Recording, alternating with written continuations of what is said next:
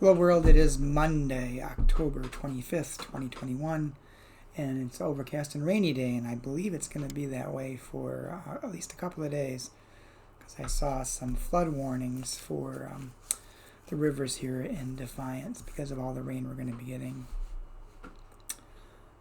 The devotion for today is entitled Love Triangle, written by Kaji Dosha. Kaji bases the devotion upon the Gospel of Matthew, chapter 18, verses 15 through 16, New Revised Standard Version. If another member of the church sins against you, go and point out the fault when the two of you are alone.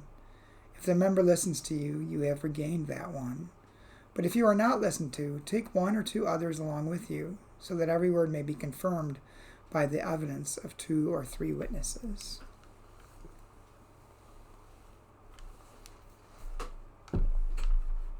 And Kaji writes, Family systems theory teaches that conflicts don't get resolved when we don't attempt to address them directly. Indirect communication maintains the status quo. Real change can only happen when we go straight to the source. Jesus saw this and wanted to prepare the disciples so they wouldn't fall into these patterns. With one witness, there's room for triangulation. But with 2, there's room for corroboration. There's room for helping each other's recollection. And in real conflict, Jesus knows just how this can go down otherwise.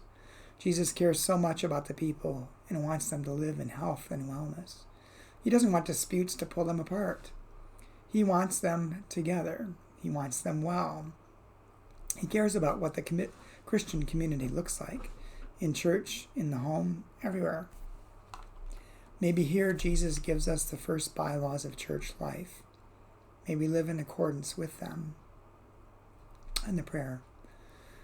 God, help us to be of one accord.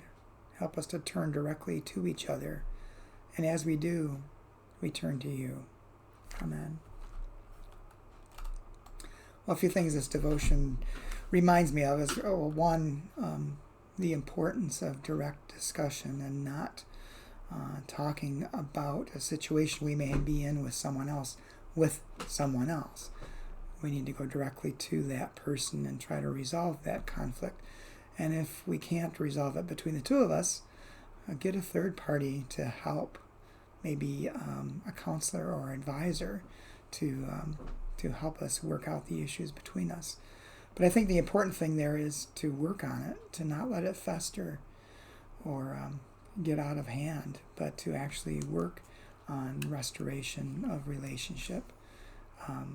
That's how you build a good relationship altogether. One other thing this devotion kind of reminded me of too was some quote-unquote Christians use this